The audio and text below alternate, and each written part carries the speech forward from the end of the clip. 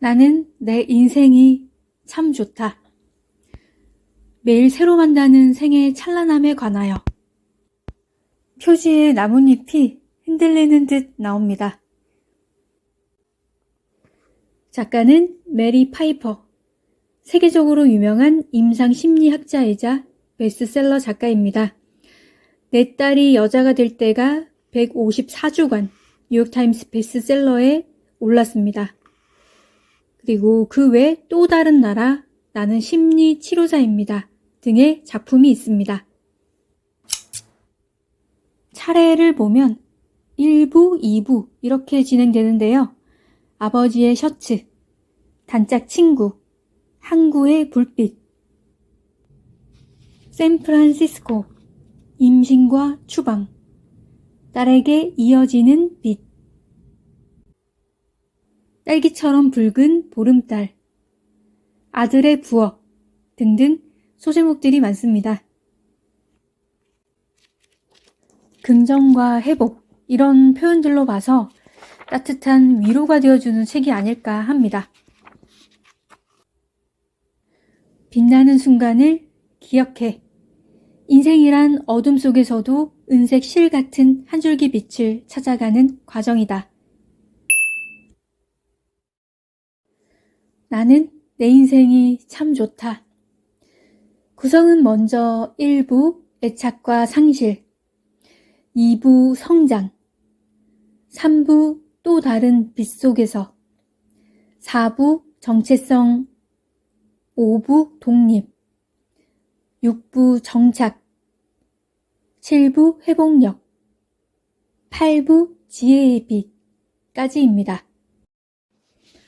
문득 책을 다 읽고 나니 제목과 잘 어울린다는 생각이 듭니다. 읽으면서 중간 정도까지는 신변 잡기, 일기의 느낌이 강했는데 작가가 고등학생이 되고 나서는 스토리에 더 다가갈 수 있었습니다. 한국 전쟁에서 돌아온 아버지는 가족과의 관계에 잘 스며들지 못했고 어머니와 잦은 트러블이 생깁니다. 아버지는 가족이 잠시 헤어져 살게 되었다고 선언하고 의사인 어머니는 홀로 떨어져 인턴 과정을 이수합니다. 그때는 형편이 어려워서 녹록지가 않았지만 잔디밭에 누워서 하늘을 바라보고 별똥별을 헤아리며 친구와 유년 시절을 마음껏 즐깁니다. 14살 이후에는 처음 아르바이트를 시작합니다. 음식 주문을 받고 주방 일을 하면서 다양한 사람을 만나게 되고 인간의 행동에 대해 이해해야 하는 것이 한층 깊어집니다. 16살에 점장이 되어 주방 책임자로서 일을 하며 만족스러운 시간을 보냅니다. 고등학교를 졸업하고 대학교 진학을 할 때는 집을 떠나 기숙사 생활을 하게 됩니다. 예술과 자유의 목을 매는 아웃사이더 무리와 어울리면서 적응을 합니다. 어느 날 어머니의 전화를 통해 아버지의 뇌졸중 소식을 접합니다. 몸을 제대로 가누지 못하고 언어 장애까지 겹쳐 괴로워한 아버지를 2학년이 끝난 여름에 보호자를 자처하며 함께 보냅니다. 공부에 대한 열의는 깊었습니다. 하지만 수업 중에 만난 남자와 원치 않은 임신을 하게 되고 싱글맘을 선택합니다. 어머니는 크게 실망한 듯 했지만 태어난 아기를 축복해 줍니다. 대학원 공부와 아이 양육을 병행하며 바쁜 나날을 보내는 와중에 수업을 같이 듣는 짐이라는 남자를 만납니다. 서로 추구하는 삶이 다르다고 생각해서 이성적인 끌림은 갖지 않기로 합의까지 합니다. 사람 마음이 항상 뜻대로 되던가요? 함께 공부하면서 사랑에 빠져버린 저자가 먼저 고백을 하고 짐도 같은 마음임을 확인합니다. 이 남자와 결혼까지 하게 됩니다. 뇌졸중으로 다시 쓰러진 아버지는 돌아가시고 저자는 혼란스러운 마음이 있습니다. 어린 시절 불우한 환경에서 고생하며 살았고 본인이 어른이 되어 아버지가 되었을 때 아이들에게 다정하지 못했습니다. 그러나 저자는 충분히 이해한다고 합니다. 아버지의 삶을 안타깝게 보는 관점이 있습니다. 어머니는 의사로서 바쁜 일상을 살아오며 많은 시간을 함께하기 힘들었지만 나이가 들고 고향에 방문하면 긴 거리를 오랜 시간 산책하며 추억을 쌓았습니다. 그러던 어머니가 하늘나라로 가실 때에는 결혼하고 아이도 있었지만 고아가 되었다는 표현을 합니다. 그만큼 어머니의 빈자리가 컸던 겁니다. 이후에 글쓰기에 집중을 하면서 책을 내고 베스트셀러 작가가 됩니다. 강연과 인터뷰가 줄을 잇고 바쁜 생활을 하다가 문득 자연을 벗삼아 친구들과 보낸 시간들이 그리워집니다. 어느새 시간이 흘러 저자는 70대가 되었고 손주들과 즐거운 한때를 보내는 할머니가 되었습니다. 코로나 팬데믹으로 사람들과의 교류가 갑자기 끊기면서 우울하고 힘든 시기를 보냈다고 합니다. 노후를 지나면서 다채롭게 바라본 대자연을 묘사하고 독자들에게 마음의 안정을 전합니다. 일상에 쫓기듯 살아서 그런지 크게 힐링은 되지 않았습니다.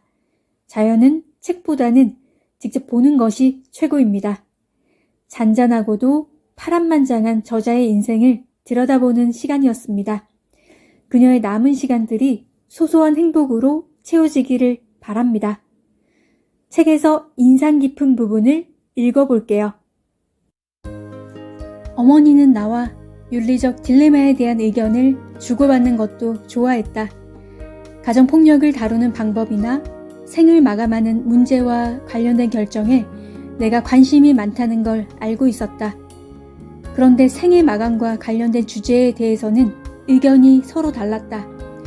어머니는 삶의 모든 면이 신성하다고 믿었기에 자살이나 안락사를 돕는데 반대했다.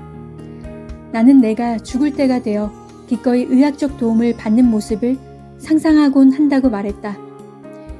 내가 고향을 떠날 때마다 우리 모녀는 그 6.4km 구역을 걸었다. 이 산책은 30년 동안 이어졌다. 어머니는 산책할 때마다 같은 종류의 샌들을 신었다. 앞이 트이고 굽이 낮은 튼튼한 천 소재의 샌들이었다. 겨울에는 양말을 신고 그 신발을 신었다. 오랜 세월 하이힐을 신고 다녀서 어머니의 발은 망가져 있었다. 그래서 그 샌들을 신어야만 우리의 산책을 할 수 있었다. 어머니에게는 이 나들이가 무엇보다 큰 낙이었다. 우리는 내가 대학원생이던 시절과 아버지가 뇌졸중으로 2차례 쓰러지고 돌아가셨을 때, 내 아이들이 어렸을 때, 내가 대학에서 강의하고 심리치료사로 일하던 시절에도 쭉 함께 걸었다. 우리의 산책은 1991년까지 계속됐다. 그런데 그해 어느 날 저녁 1.6km쯤 걸었을 때 어머니가 말했다. 앉아서 좀 쉬어야겠구나. 그전까지는 어머니 입에서 그런 말이 나온 적이 없었다. 마치 지구의 자전축이 바뀌었다는 말처럼 들렸다. 어머니는 73세밖에 되지 않은 데다 근처에서 풀을 뜯는 말만큼이나 건강하고 튼튼해 보였다. 더구나 어머니는 여전히 종일 일하고 밤에는 겨우 몇 시간밖에 자지 않았다. 내 마음 한구석에는 어머니가 신이나 산처럼 영원하다는 생각이 늘 자리 잡고 있었다. 어머니의 말과 행동으로 나는 지금껏 그렇게 믿어왔다. 어머니가 길가의 큰 바위 위에 앉았을 때 그 모습을 가만히 바라봤다. 어머니는 얼굴이 벌겋게 달아오르고 가쁜 숨을 몰아쉬었다. 어머니가 다시 나를 떠날 것이고 그날이 예상보다 일찍 오겠다는 생각이 들었다. 커다란 얼음덩어리 하나가 내 몸을 천천히 통과해 발끝에서 빠져나가는 기분이었다. 이 차디찬 한기 때문에 한참이나 오한을 느꼈다. 우리에겐 이미 겨울이 온 것 같았다. 네, 여기까지입니다. 가을이 지나고 겨울이 오기 시작하면 한 해가 이렇게 금방 가는구나 체감하게 됩니다.